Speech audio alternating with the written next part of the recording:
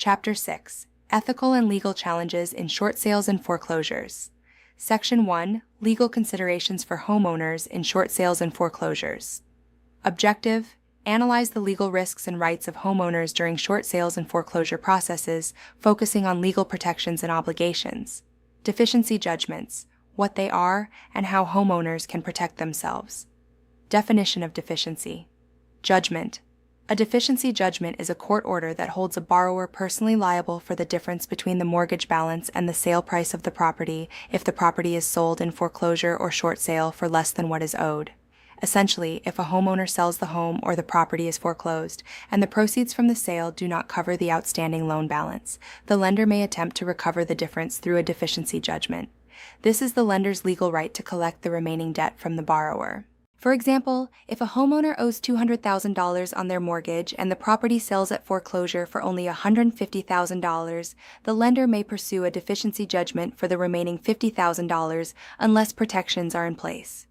Example of deficiency judgment. A homeowner is facing foreclosure and owes $250,000 on a mortgage for their home. The home is sold at foreclosure for $200,000. The lender can attempt to recover the $50,000 difference by filing for a deficiency judgment. In many cases, this deficiency could lead to legal proceedings, including wage garnishments, bank levies, or liens on other assets. Deficiency judgments in Arizona: legal protections for homeowners. Arizona law provides specific protections for homeowners against deficiency judgments under certain circumstances.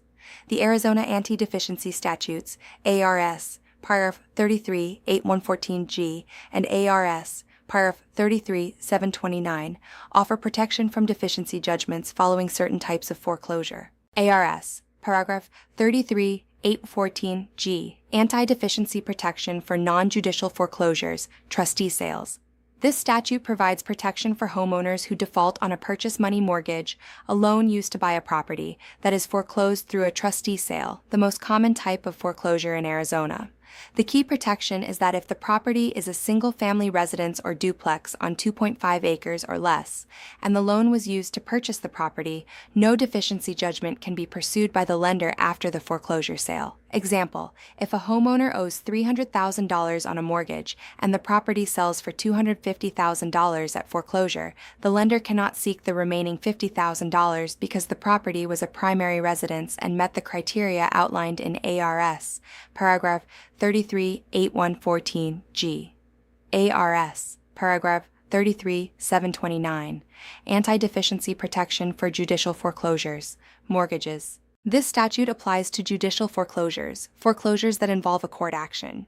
It provides similar protection to homeowners who are foreclosed on in a judicial process. The same protections apply where the property must be a single-family home or duplex on 2.5 acres or less and the mortgage used to purchase the home. Example: a homeowner's primary residence is foreclosed on via a judicial process, and the sale of the home doesn't cover the full mortgage. As long as the home is a single-family residence and meets the acreage requirements, the homeowner is protected from a deficiency judgment. Deficiency judgment risks in other states and foreclosures. Homeowners in states without anti-deficiency protections may face the risk of deficiency judgments following foreclosures. In these states, after the sale of the home in a foreclosure, if the sale price does not cover the total mortgage debt, the lender can pursue a deficiency judgment for the remaining amount. California, in most cases. If the mortgage is a non-purchase money loan, e.g. a home equity loan, California generally allows deficiency judgments. However, if the mortgage is a purchase money loan, the loan was taken out to buy the home, California law prohibits deficiency judgments following non-judicial foreclosure.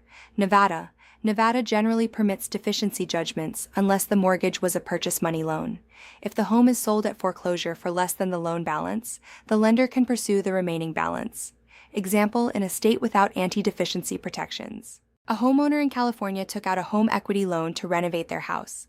When the home is foreclosed, the foreclosure sale price is $250,000, but the homeowner owes $350,000, combination of the original mortgage and the home equity loan.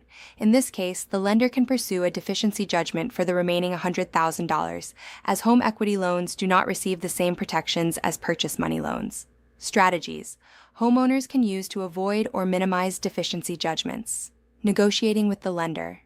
Homeowners may be able to negotiate with the lender to forgive the remaining balance after a foreclosure or short sale. This is more common in short sales, where the lender agrees to forgive the remaining debt after the sale, especially if the borrower has demonstrated financial hardship. Example: a homeowner sells their home in a short sale for $180,000 while they owe $220,000. The lender agrees to forgive the $40,000 difference, meaning the homeowner is no longer liable for the deficiency balance. Bankruptcy filing. Filing for bankruptcy, specifically Chapter 7 or Chapter 13, can provide relief from deficiency judgments. Bankruptcy can discharge certain debts and halt further collection efforts. Homeowners facing a potential deficiency judgment may consider filing for bankruptcy as a strategy to protect their assets. Chapter 7. This chapter involves liquidation of non-exempt assets and discharge of most unsecured debts, including deficiencies. Chapter 13. This chapter involves debt reorganization, where the homeowner repays creditors through a structured plan. After the plan, the remaining unsecured debts, such as deficiency judgments, may be discharged. Example: a homeowner facing a deficiency judgment of $30,000 from a foreclosure may file for Chapter 7 bankruptcy, which would likely discharge the deficiency debt, relieving the borrower of further obligation. Anti-deficiency waiver in short sale negotiations. Homeowners may negotiate with the lender to waive the deficiency judgment after a short sale. This requires an explicit agreement from the lender to release the homeowner from liability for the remaining loan balance. Example: a homeowner works with a real estate agent to negotiate a short sale, and the lender agrees to release the homeowner from the remaining mortgage debt after the sale, meaning the homeowner is no longer liable for the deficiency. Additional legal protections and considerations for homeowners. Mortgage Forgiveness, Debt Relief Act, MFDRA.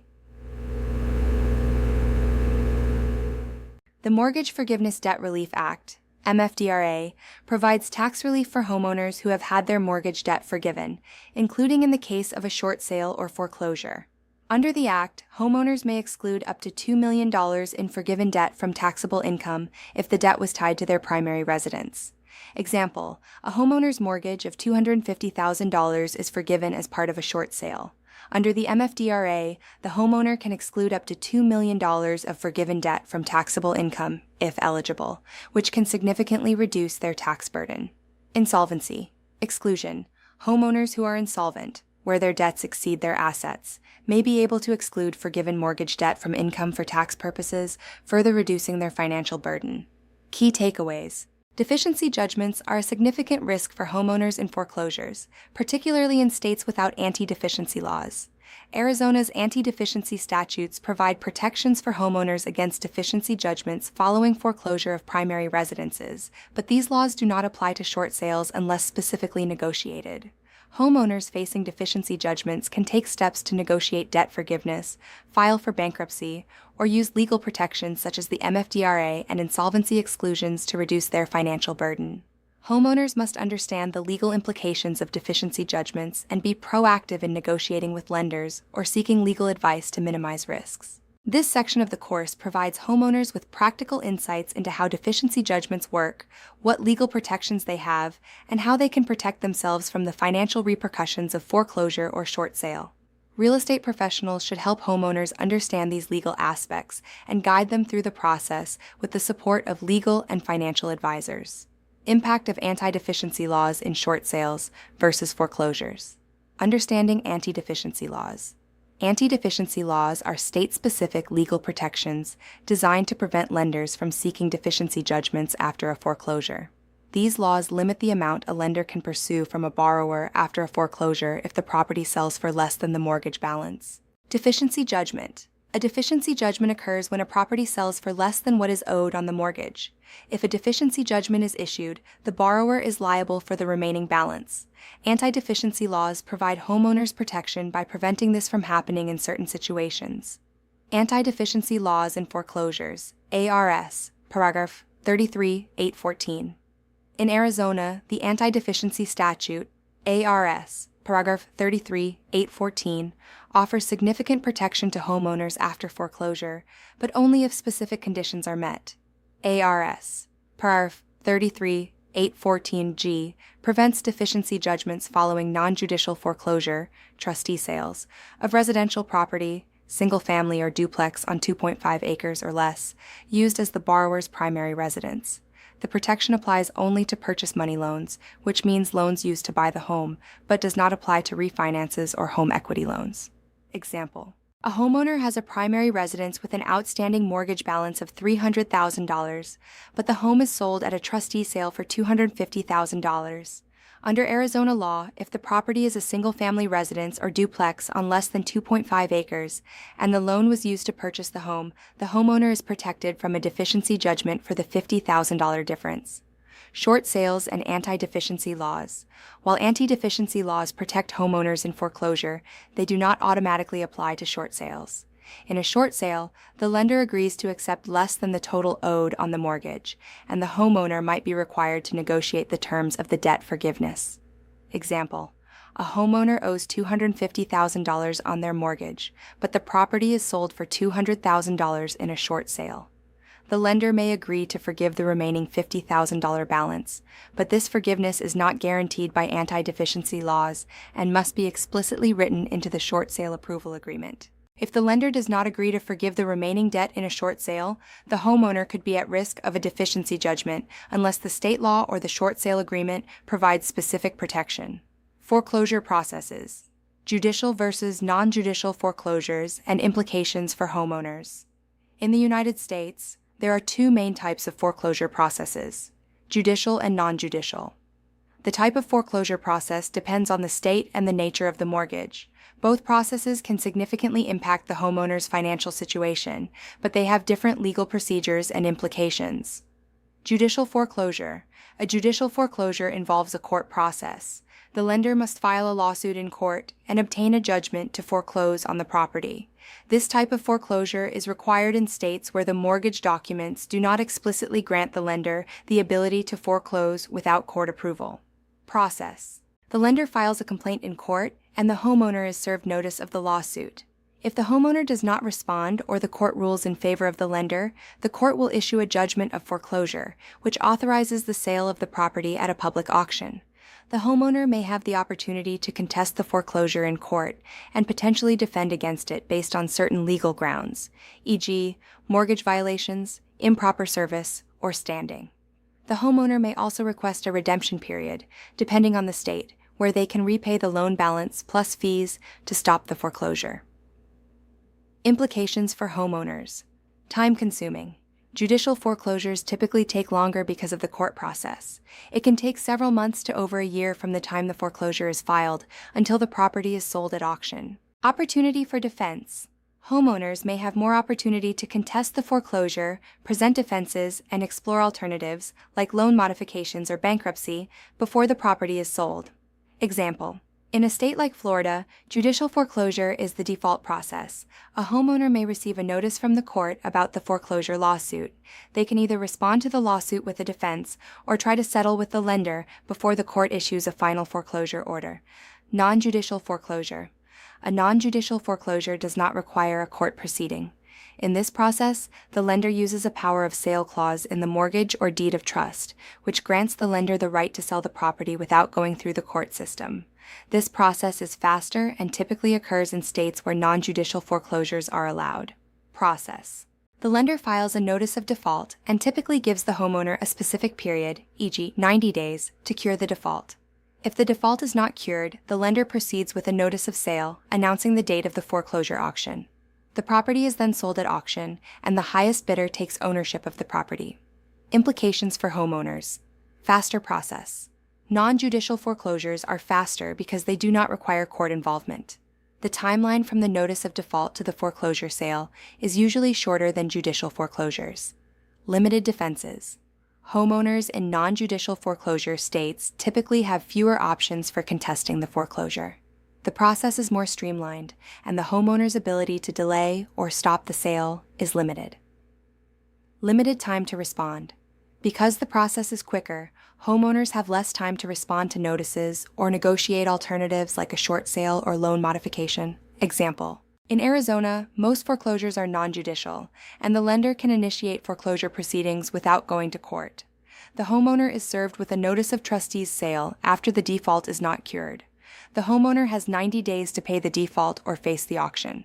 The process typically takes around 120 days from the default notice to the foreclosure auction. Key differences between judicial and non-judicial foreclosures.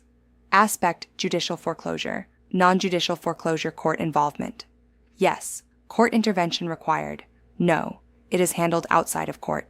Time frame: longer process, can take several months to over a year. Faster process, typically 120-180 days from default defenses. Homeowners can contest in court. Limited options to contest, usually not in court. Redemption period. May have a redemption period in some states, usually no redemption period. Cost to lender higher due to legal costs. Lower, as no court fees are involved. Implications for homeowner: opportunity to present defenses and delay the foreclosure. Limited time to respond. Faster risk of losing the property.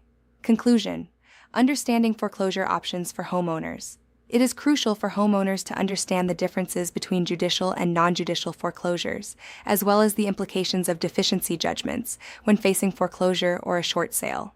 Homeowners in states with strong anti-deficiency laws may be better protected from post-foreclosure liabilities, but they still need to navigate the foreclosure process carefully to protect their interests.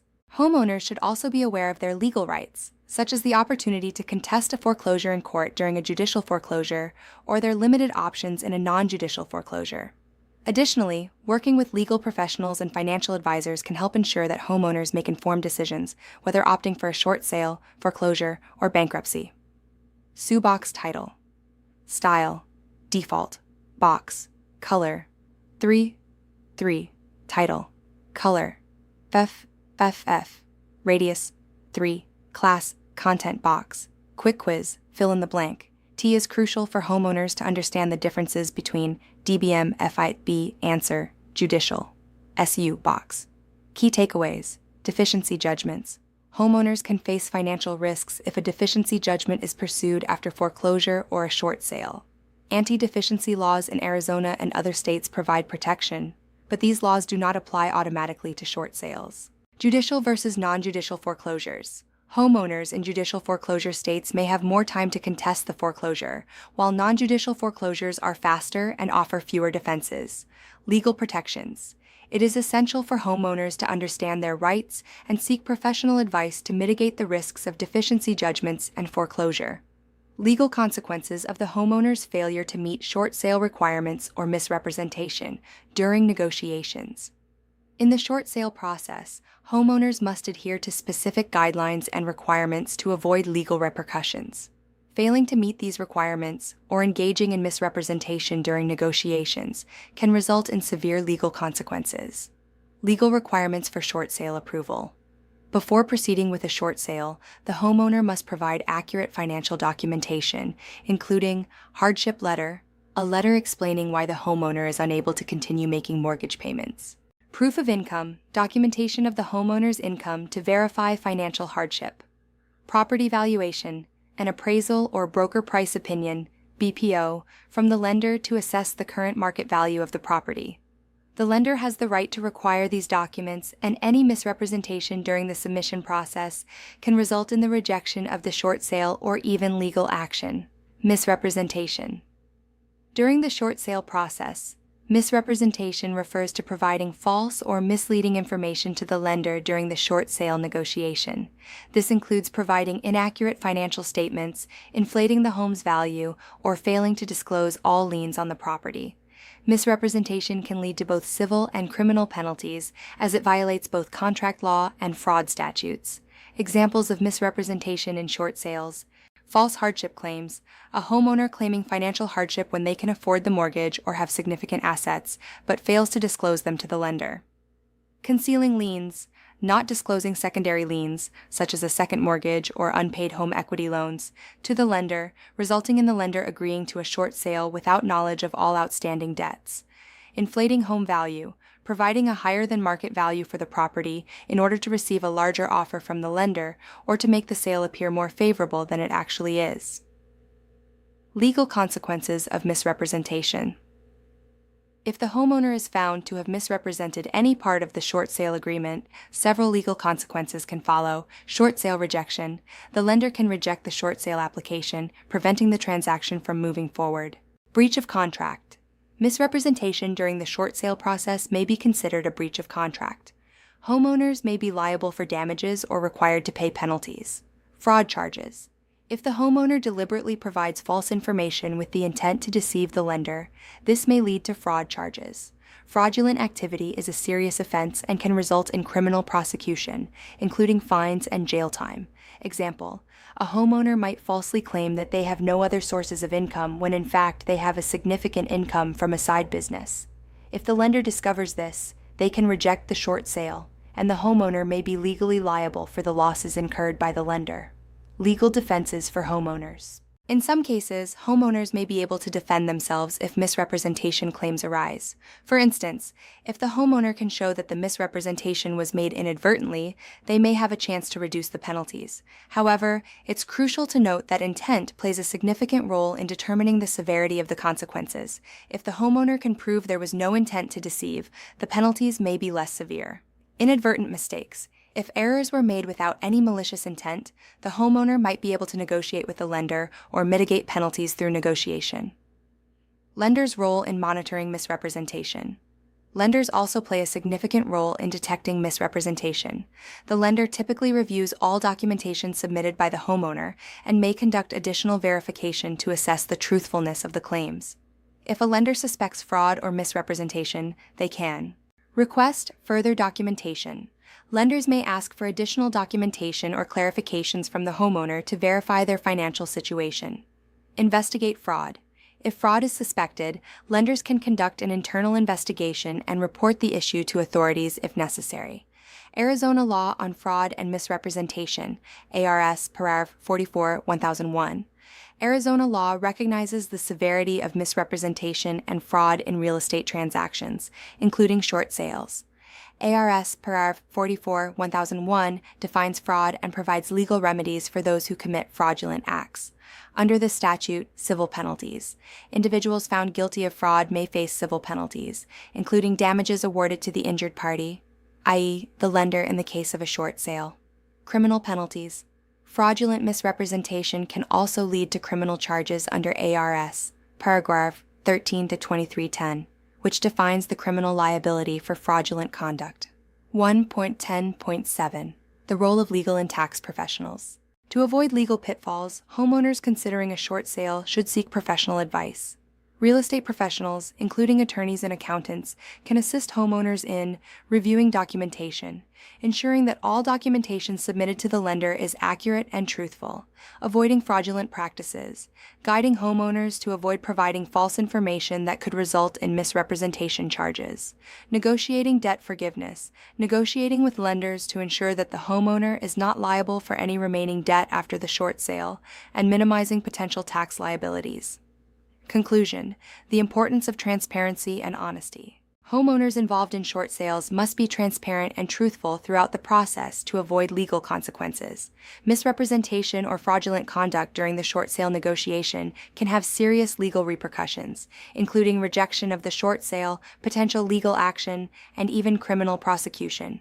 By seeking professional advice, staying informed about the legal implications, and working with lenders honestly, homeowners can ensure that they navigate the short sale process legally and ethically. Key takeaways: misrepresentation in short sales. Providing false information during the short sale process can lead to severe legal consequences, including fraud charges and breach of contract. Legal defenses. Homeowners may defend themselves if the misrepresentation was inadvertent, but intent is a key factor in determining penalties. Arizona laws. Arizona's fraud and misrepresentation laws can impose civil and criminal penalties for false claims in short sales. Seek professional help. Homeowners should consult legal and tax professionals to avoid errors and ensure the short sale process is handled properly.